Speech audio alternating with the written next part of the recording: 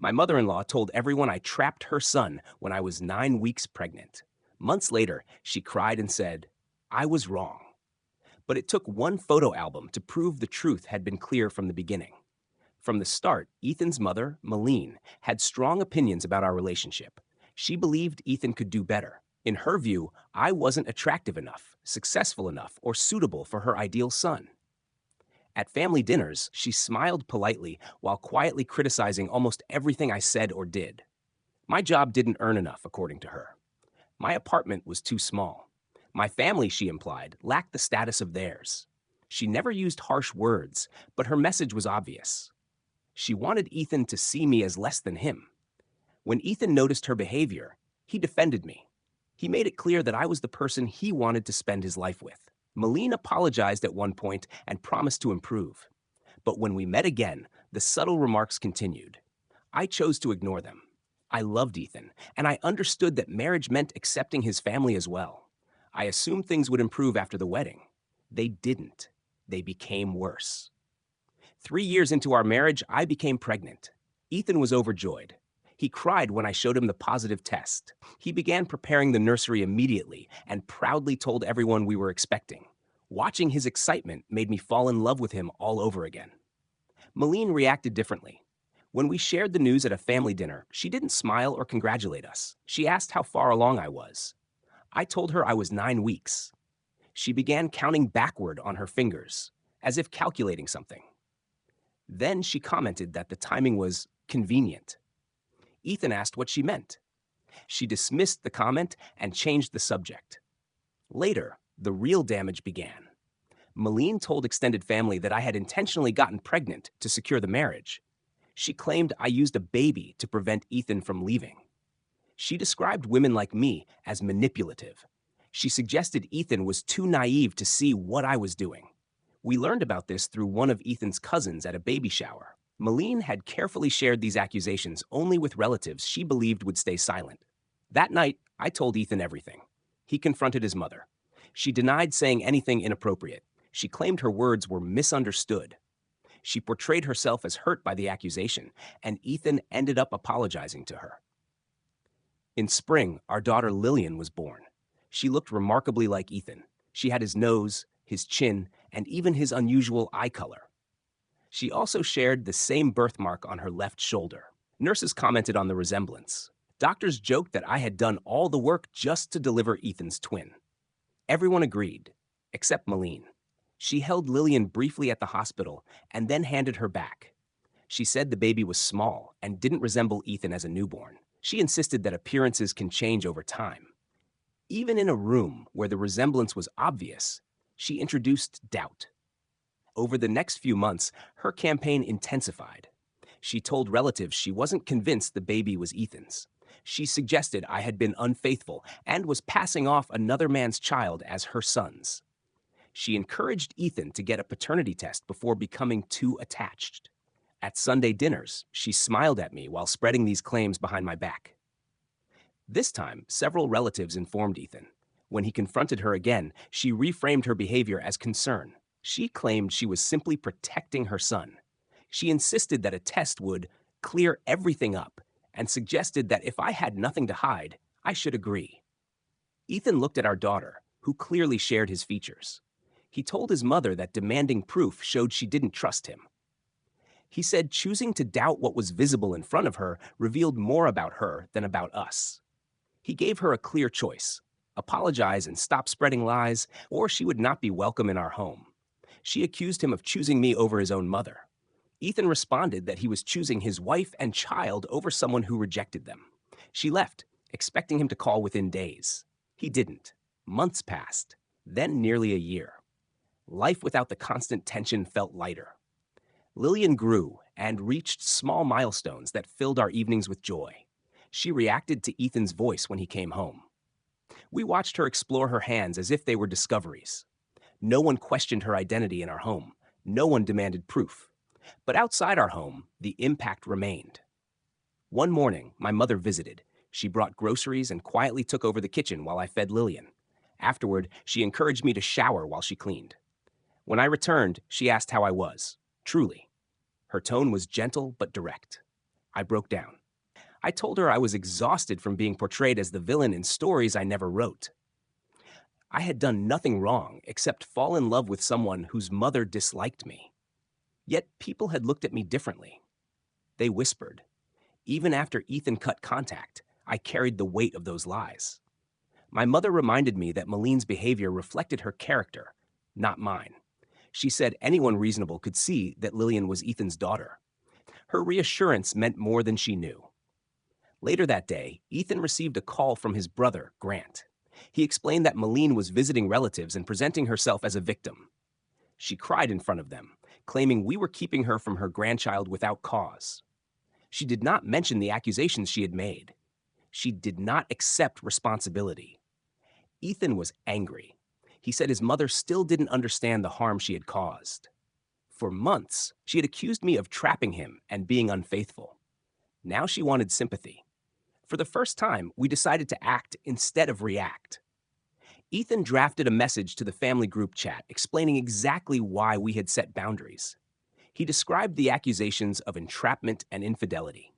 He explained the repeated demands for a paternity test despite clear evidence. He stated that her refusal to acknowledge her actions led to the estrangement. Responses came quickly. Some relatives admitted they had believed her. Others encouraged forgiveness without fully addressing what had happened. Ethan's brother minimized the issue, calling it maternal concern. Ethan clarified that accusing someone of cheating and manipulating a pregnancy was not concern. It was character damage. 4 weeks later, Lillian began sleeping through the night. I felt clearer and stronger. At her 7-month checkup, her pediatrician confirmed she was healthy and thriving. I felt proud. Despite the stress, our daughter was growing well. In the waiting room, I ran into one of Ethan's distant cousins. She seemed uncomfortable. I recognized the hesitation in her voice. She wasn't sure what to believe. I opened the photo album on my phone and showed her recent pictures of Lillian. Her expression changed immediately. She admitted she hadn't realized how strong the resemblance was. She apologized for believing rumors. That conversation led to another decision. Ethan and I created a shared photo album covering Lillian's first 7 months and sent it to extended family with a simple message. The response was immediate. Many commented on the resemblance. Some privately apologized for doubting us. Within days, nearly everyone had seen the images. Then Ethan received a call from his father, Richard. He said Maline had been crying since seeing the photos. She wanted to visit and talk. Ethan declined. He explained that months of public accusations could not be resolved in one emotional phone call. She needed to take responsibility first. Work stress and family tension eventually weighed on Ethan. At one point, he wondered whether full no contact was too severe if she apologized. We argued quietly one night. I reminded him of everything she had said. He admitted he missed his mother, but agreed that accountability had to come first. We decided reconciliation would require a direct apology to me, acknowledgement of the harm caused, correction of her lies to those who heard them, and consistent behavioral change over time. Anything less would not be enough. Weeks later, I posted a simple photo of Lillian enjoying the park. The resemblance was undeniable. Comments flooded in again. I told her she had spent months calling me dishonest and suggesting I had been unfaithful to her son. I reminded her that she tried to convince others that Lillian was not Ethan's child, even though the resemblance was obvious to anyone who looked at her. I explained that real accountability meant acknowledging those actions specifically, not simply crying because she regretted missing out. She continued pleading. Her tone became sharper and more frantic. I ended the call. My hands were shaking as I placed the phone on the counter. I stood there for a moment, trying to understand what had just happened. About 25 minutes later, Ethan came home and found me sitting on the couch, staring ahead. He set down his bag and came straight to me, asking what was wrong. I told him his mother had called. His expression shifted immediately. He became protective, his voice quieter but firm. I described the call, the crying, the repeated statements that she was wrong, but without naming the exact harm she had caused. Ethan took out his phone and called his father. Richard answered quickly. Ethan told him that Maline needed to respect our boundaries and stop putting pressure on me with emotional phone calls. He said that contacting me directly to cry was inappropriate and that any communication should go through him. I could hear parts of Richard's response. He defended Malene. He said she was sincerely sorry and claimed we were being harsh by keeping her from her only grandchild while she was suffering. He said she was devastated after seeing the photos and realizing what she had lost. Ethan's frustration showed. He told his father that her distress was a result of her own choices. He repeated that she had spent months accusing me of dishonesty and infidelity. He said she had attempted to persuade relatives that Lillian was not his child. He made it clear that calling me to cry about consequences was not the same as offering a real apology. Richard tried to interrupt, but Ethan continued. He stated plainly that if his mother wanted to return to our lives, she needed to accept full responsibility, not rely on emotion. He also said no one should attempt to make us feel guilty for protecting ourselves and our daughter. Richard insisted we were being unreasonable. Ethan ended the call. The following days were tense. Ethan was under pressure at work due to a struggling project. The family situation weighed on him as well. Despite knowing logically that Malene had caused this situation, I still felt guilty at times. Watching Ethan struggle made me question myself, even though I knew I had done nothing wrong. Lillian seemed to sense the stress. She became fussier than usual, cried more often, resisted naps, and wanted constant comfort. Managing a restless baby alongside family conflict and internal guilt made everything heavier. Ethan and I were exhausted. Small irritations escalated more quickly than usual. I criticized him for leaving dishes in the sink. He became frustrated when my crying woke him at night. We apologized each time, but tension lingered. On Thursday morning, while I was feeding Lillian, my phone rang again from an unknown number. I hesitated, then answered. It was Vanessa. She said she wanted to speak with me privately, as one woman to another. I paused. Vanessa had always respected our boundaries. She had never pressured us before. Still, I wondered whether this was another attempt to influence me. She seemed to anticipate my concern. She assured me she would not guilt or pressure me. She simply wanted to talk. I agreed to meet her the next afternoon at a coffee shop near our apartment. When I arrived, she was already seated and had ordered me a latte. We exchanged brief small talk before she explained why she reached out. She confirmed that Malene's emotional reaction to the photos was genuine. She said Malene had been telling family members she was wrong about me. She added that Malene felt ashamed but did not know how to repair the situation. I listened carefully. Vanessa sounded sincere, but I wasn't prepared to equate shame with accountability. I told her that a genuine apology was not complicated. Malene knew how to reach us. Apologizing to other relatives did not undo what she had done to me directly. Vanessa acknowledged that Malene struggled with pride. She said admitting fault had always been difficult for her. She believed Malene wanted to apologize properly, but did not know how to approach it. I responded calmly but firmly. It was not my responsibility to manage Malene's pride. I would not make it easier for her after months of false accusations. I reminded Vanessa of the seriousness of those claims: entrapment, infidelity, questioning Lillian's paternity despite clear resemblance. Those were not misunderstandings. They were deliberate statements that harmed my reputation and my marriage.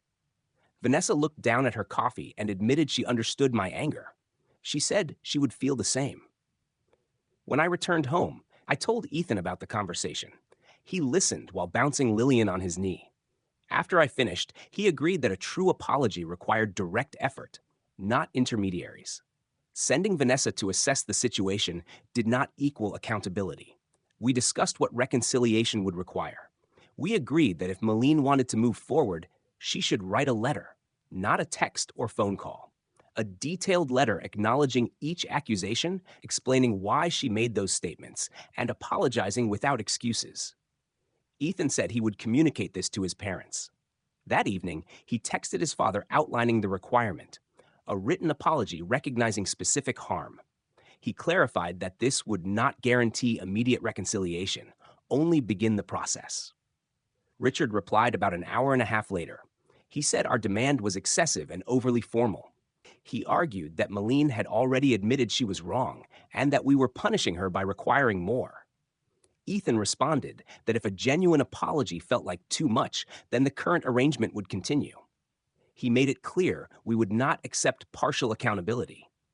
There was no response after that. 3 weeks passed without a letter. I began to suspect that Malene's earlier breakdown stemmed more from missing her granddaughter than from true regret about what she had done to me. Ethan seemed both disappointed and resigned. He had hoped his mother would step forward in a meaningful way. Gradually, we stopped discussing it. Life returned to routine. Lillian learned to roll from her back to her stomach, and we celebrated without thinking about Malene. Then, on a Tuesday afternoon, a letter arrived. I recognized the return address immediately. My hand trembled slightly as I opened it. Inside were 4 handwritten pages on personalized stationery. I sat down and began reading. The letter addressed each accusation directly. She wrote about telling relatives I had trapped Ethan with a pregnancy. She acknowledged accusing me of infidelity and suggesting Lillian was another man's child. She admitted recommending a paternity test even after others noticed the resemblance. She stated clearly that she had been wrong about everything. She admitted she tried to turn family members against me because she believed I was not worthy of her son. She wrote that she felt threatened by the strength of our relationship and by how complete our family seemed without her approval.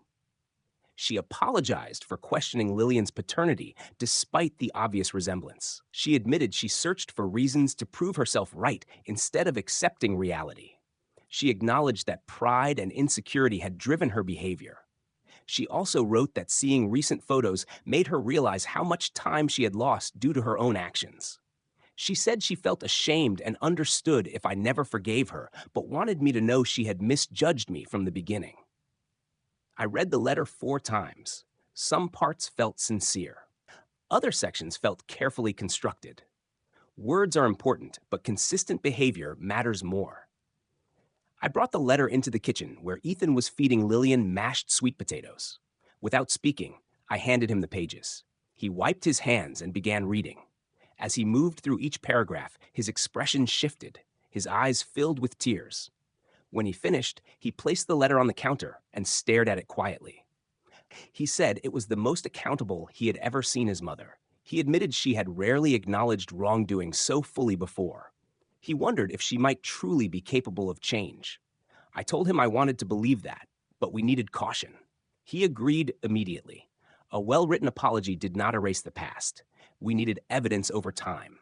Claire stirred sugar into her coffee and looked at me with focus. She said it was reasonable to protect my daughter from someone who had spent months calling her mother a cheater and a liar. She reminded me that Malene had not kept her accusations private. She had tried to convince the entire family that I had kidnapped her son and passed off another man's child as his. Claire said I had full control over any reconciliation and that requiring Malene to rebuild trust was appropriate. I drove home feeling steadier about my boundaries. That evening, Ethan and I sat at the dining table with a notebook and outlined clear conditions for any future contact with Malene.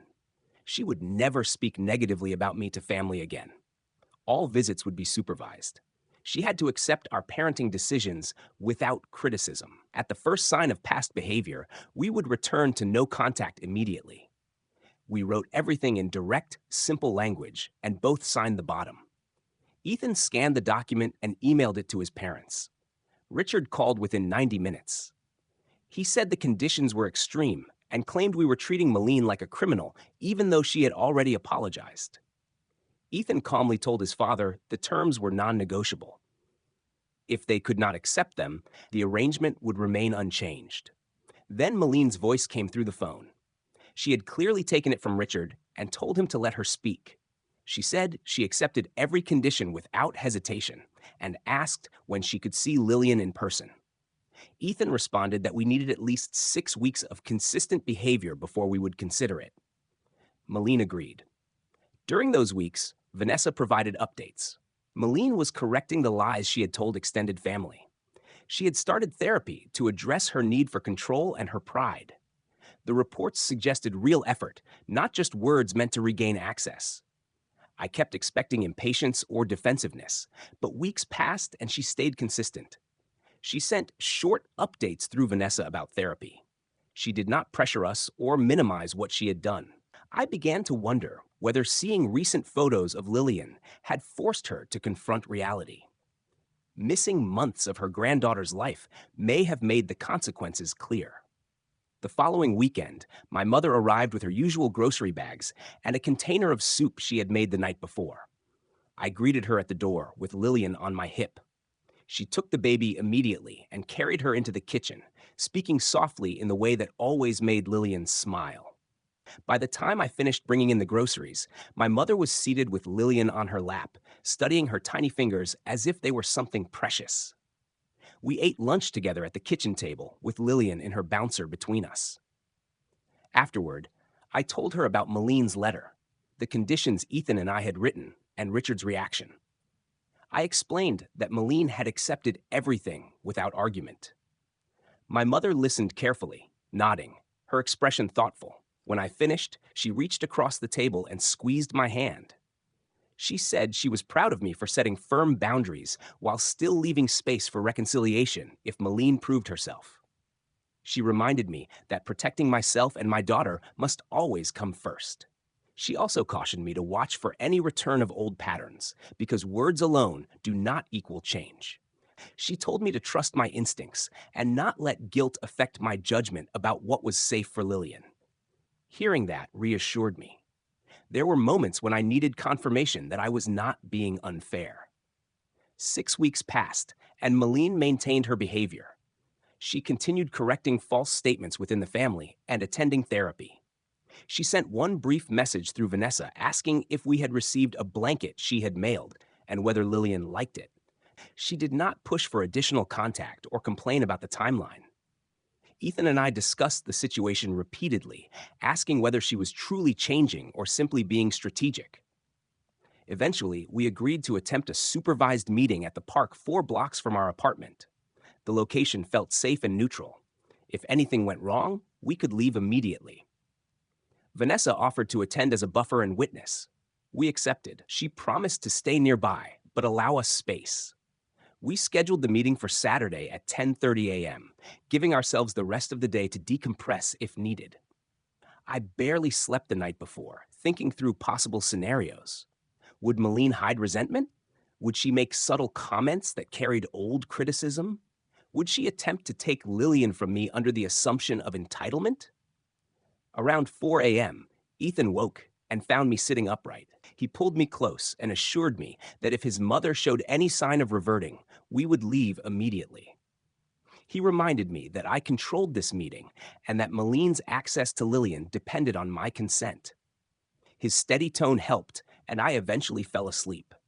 Saturday morning arrived quickly. We prepared Lillian and packed more supplies than necessary for a 90-minute outing. The drive to the park was quiet. Vanessa was already there, seated on a bench with a coffee cup. She waved, but did not approach. The park was busy with families enjoying the spring weather. It felt unusual to meet Malene in such a normal setting after months of distance. We walked toward the fountain, where she sat alone on a bench wearing a simple blue sweater. She looked smaller and more subdued. When she saw us, she stood, but did not move closer. I noticed tears before we reached her. We stopped about 12 feet away. Ethan's hand found mine. Malene stayed in place, crying but waiting. Ethan told her she could come closer. She approached slowly and knelt beside the stroller instead of standing over it, placing herself at Lillian's level. She looked at her granddaughter silently for several seconds. Lillian was awake, watching other children nearby. Malene's hand hovered near the stroller, but did not touch it. Her voice was rough as she said Lillian was beautiful and looked exactly like Ethan as a baby. She mentioned the same nose, chin, and eyes. There was no defensiveness in her tone, only regret. She looked up at me and apologized for everything she had done. She admitted she had judged me from the first family dinner and believed I was not right for her son. She said she understood if forgiveness never fully came because her actions had been serious. Ethan asked why she had spread the lies. Malene acknowledged that she felt she was losing control over her son's life and had imagined a different future for him. She had expected him to marry someone from their social circle with a certain background. When he chose me, She struggled to let go of that expectation. The pregnancy made the situation real, and instead of accepting it, she tried to create doubt. Seeing how much Lillian resembled Ethan forced her to admit she had been wrong and driven by insecurity and control. The visit lasted about 45 minutes. Malene kept a respectful distance and never attempted to hold Lillian without permission. She asked thoughtful questions about development and sleep patterns. When Lillian became fussy, Malene stepped back so I could comfort her. She did not criticize or imply anything negative. As we prepared to leave, Malene asked if we might consider another visit in a few weeks. Ethan looked to me. I told her we could begin with monthly supervised meetings. I explained that continued respect would allow gradual progress, but any return to previous behavior would mean immediate no contact. She thanked me sincerely and did not push for more. On the drive home, Lillian fell asleep quickly. Ethan squeezed my hand and asked how I felt. I told him I was cautiously optimistic, but still attentive. He said he was proud of how I handled the situation and appreciated my willingness to allow a chance under strict conditions. I explained that I was doing it for him and for Lillian because they deserved the opportunity for a healthy relationship if it was possible. Over the next 3 months, we scheduled 4 additional supervised visits at the same park. Each meeting went smoothly. Malene remained respectful and never questioned our parenting. She brought small, thoughtful gifts, a stuffed rabbit, board books, a musical toy. She always asked before taking photos and maintained appropriate distance. When Lillian began crawling, Malene celebrated the milestone without comparisons or criticism. Her behavior consistently reflected awareness that trust was still being rebuilt. Grant later told Ethan that extended family members had noticed the change. At a gathering, when someone mentioned the past accusations, Malene corrected them immediately and admitted she had been wrong. She apologized publicly